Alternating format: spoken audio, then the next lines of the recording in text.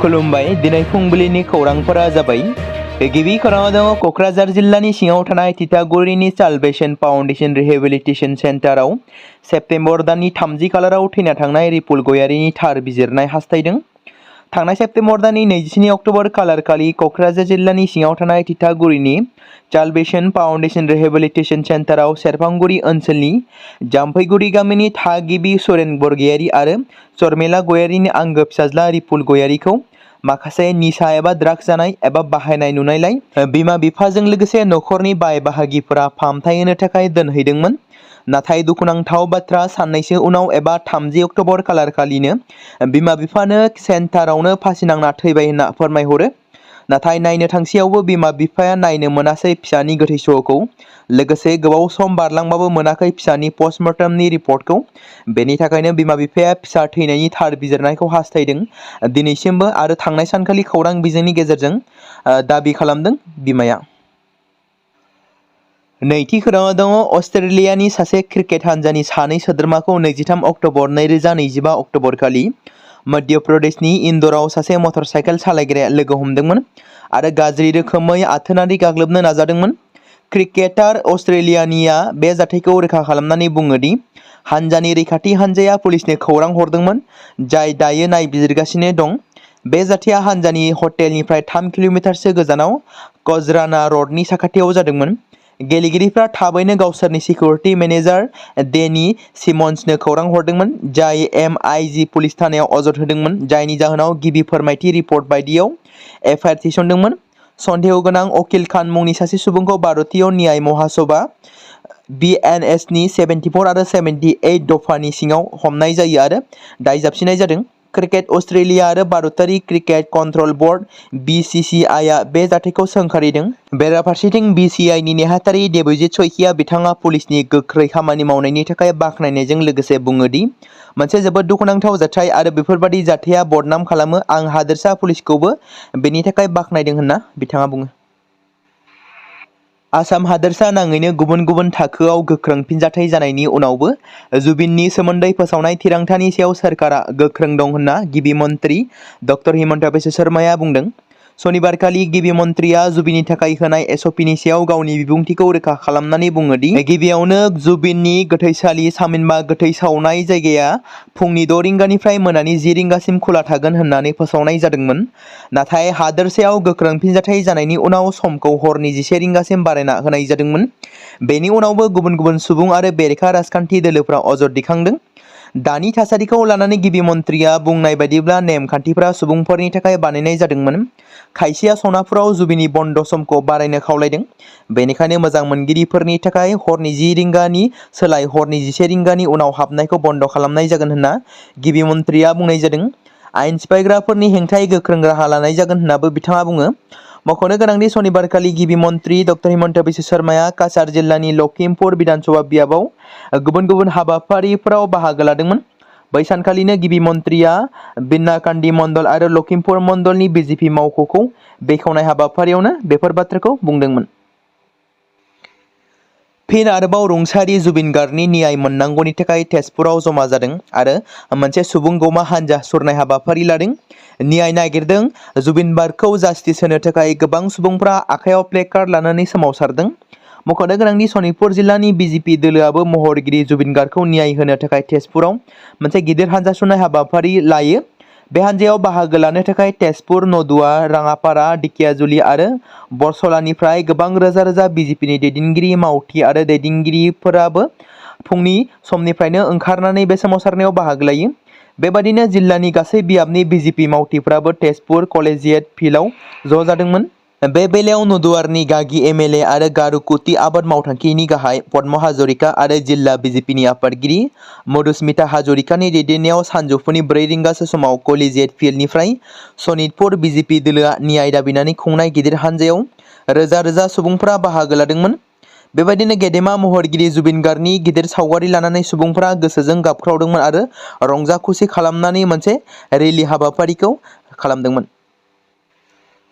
नगाव जिल्लानि कसुवा पुलिस थानानि सिङाव थानाय कसुवायाव बिहारनि सुहेल आहमेद मुंनि सासे लाइमोना हरखाबै जिउ गोमादों।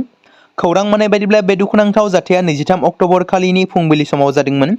गावनि न'निफ्राय मुम्बाइसिम गावनि लोगोजों दावबायनाय समाव बे लाइमोना बिहारनि खगड़िया जिल्लानि महेशकुट साखाथियाव रेलगारिनिफ्राय गोग्लैना गावनि जिउखौ खोमानानै लादोंमोन। मैया बे लाइमोननि गोथै सह'खौ एम्बुलेन्सनि गेजेरजों न'आव लाबोनायनि उनाव गासै ओनसोला दुखुजों साग्लोबसारदोंमोन। मैया बेलासिनि 5 रिंगायाव गोबां सुबुंफोरनि नुजाथिनायाव रुंसारि जानाय लाइमोननि गोथै सह'नि मोनसे जोबथा बिदाय खालामो। समाजारि बिजोङाव भाइरेल जानायनि सायाव गोख्रों फिनजाथाय होदों दिमानजलि राभाया। बिहाव बिखुनजोआबो सैया खालामो, गोबाय न'आव गावनि गथ'जोंनो थायो। जेबो फोरमान गैयालासिनो नंखाय बानसावनाया गनायथाव नङा होननानै दिमानजलि राभाया बुंदों। गावनि असे फिसाया माब्लाबाबो रां गरसेबो गथ'नि फरायनायावबो होआ आरो नाया। गाव फोरोंगिरि खालामनानै मोननाय रांजोंनो जोबोद खस्थ'यै सोलिबोदों। समाजारि बिजोङाव गोसारनाय बायदि गुबुन हौवा राजिब देखाजों गुबुंले जादों होननाया नंखाय। आंनि फिसाय अतुल देखा आरो नखरनि बिहाव बिखुनजोफोरा ज' जानानै आंनि सायाव खिथेर लादों आरो फाव फान्दायनानै आंखौ होखारनायनि सोलो खालामदों होनना खौरांगिरिनि सिगाङाव फोरमायदों दिमानजलि राभाया।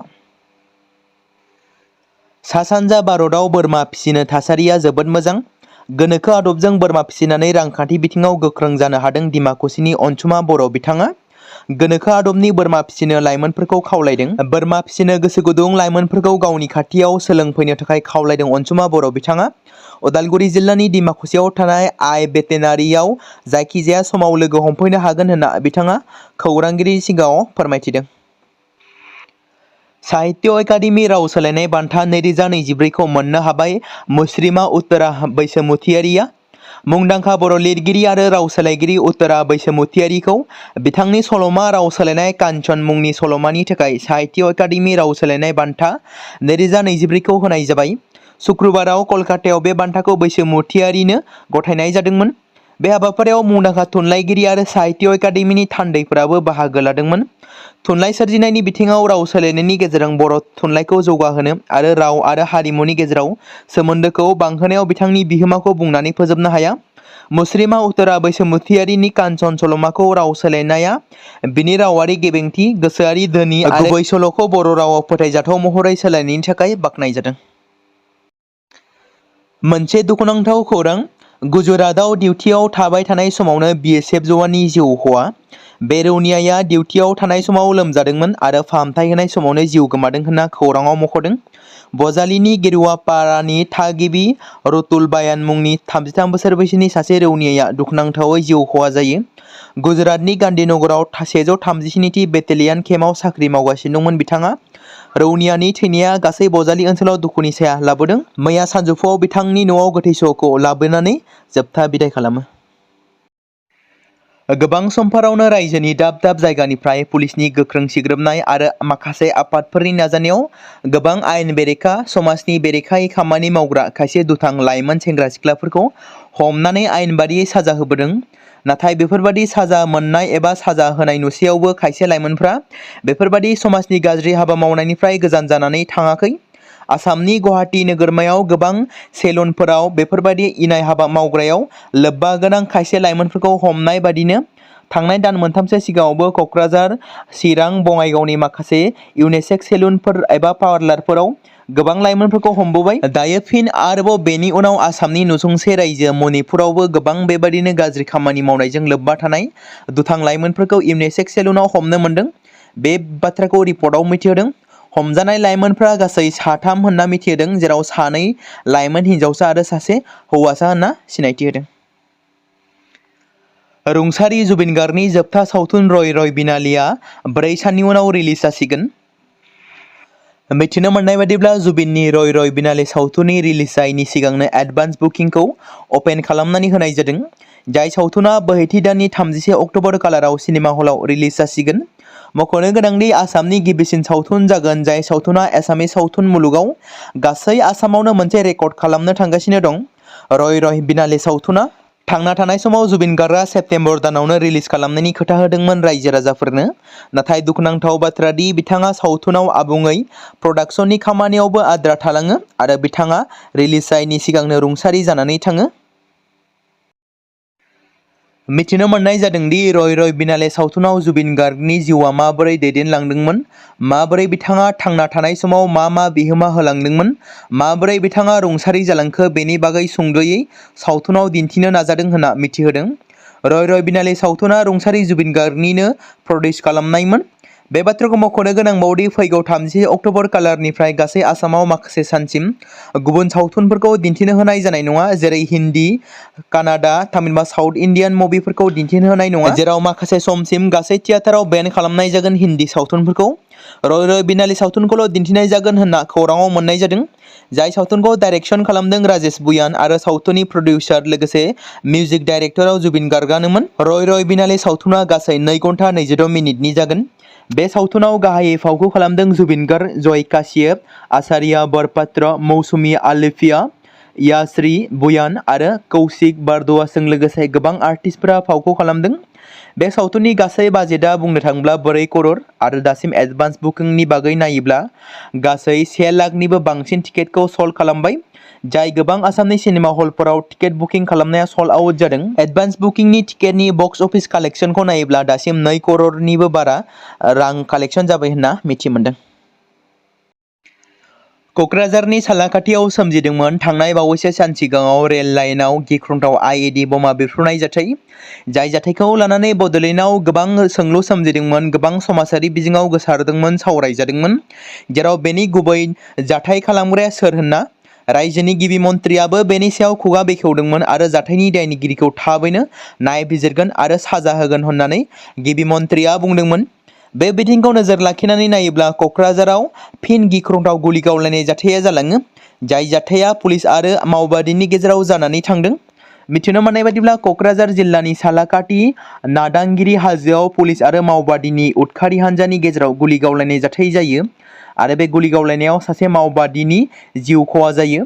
जिउ गोमानाय माओबादीखौ आपिल उर्फे रहित हेम्ब्रम होनना सिनायथि मोननाय जादों। बे गिख्रंथाव गुलि गावलायनाय जाथायाव थैनाय माओबादीखौ क'क्राझारनि रेल लामायाव बमा बेरफ्रुनाय जाथायजों लोब्बा गोनांमोन होनना फोरमायथिदों पुलिस फारसेनिफ्राय।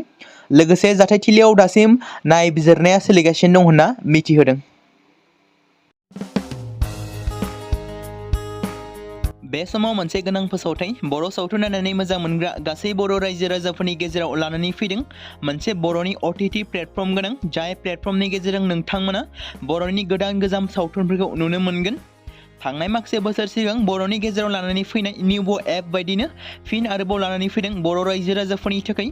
बे बाथ्राखौ मख'नाया गोनांदि 2025 मायथाइनि जानुवारि दानाव ओंखारनाय आंगो स्ट्रीम मुंनि मोनसे OTT प्लेटफर्म गोनां निउबो एपनि गेजेरजों नोंथांमोना गोबांथार बर'नि सावथुनफोर जेरै ट्रेजेडी, रमान्टिक, एक्शन आरो कमेडीजों बुंफबनाय सावथुनफोरखौ नुनो मोनगोन। जेरै सनानि नखर, थांखि गैयै समाज, अनसुला आफा, हिर', बिमा बायदि बाजै, अर, थैसाम, वान्टेड, संदान आरो रं नाम्बार बायदि सावथुनफोरा मख'जाथाव। बेफोर सावथुनफोरखौ नायनो थाखाय नोंथांमोना गिबियावनो आंगो स्ट्रीम एपखौ गावनि मबाइलाव थानाय प्ले स्ट'रनिफ्राय डाउनल'ड खालामनानै लोगोसे इनस्टल खालामनानै गावनि मबाइल नाम्बारजों लगइन खालामनानै लाग्रोनांगोन। बेनि उनाव नोंथांमोना गोबांथार नुनो मोनै सावथुनफोरखौ गुगोल पे, फन पे आरो पेटिएमजों रं नाम्बार सावथुनखौ नायनो थाखाय 60 रां आरो संदान सावथुनखौ नायनो थाखाय 80 रां, वान्टेड सावथुनखौ नायनो थाखाय 60 रां, थैसाम सावथुनखौ नायनो थाखाय 60 रां, बेबायदिनो गोबांथार नुनो मोनै सावथुनफोरखौ नायनो थाखाय सुबिदा खालामनानै होदों आंगो स्ट्रीम प्लेटफर्मा। फिन नोंथांमोननि गेजेराव फोरमायबावनो लादों बर' सावथुन नायनानै मोजां मोनग्रा गासै बर' रायजो राजाफोरनि गेजेराव लानानै फैदों मोनसे बर'नि OTT प्लेटफर्म गोनां, जाय प्लेटफर्मनि गेजेरजों नोंथांमोना बर'नि नुनो मोनै सावथुनफोर जेराव गोजाम सावथुनफोरखौ नुनो मोनगोन। बे बाथ्राखौ मख'नाया गोनांदि 2025 मायथाइनि जानुवारि दानाव दिहुनजानाय आंगो स्ट्रीम मुंनि मोनसे OTT प्लेटफर्म गोनां एपनि गेजेरजों नोंथांमोना गोबांथार बर'नि ट्रेजेडी, रमान्टिक, एक्शन आरो कमेडीजों बुंफबनाय सावथुनफोरखौ नुनो मोनगोन। जेरै रं नाम्बार, संदान, वान्टेड, थैसाम, अर, बिमा बायदि बाजै, हिर', अनसुला आफा, थांखि गैयै समाज, सनानि नखर बायदि बायदि सावथुनफ्रा मख'जाथाव।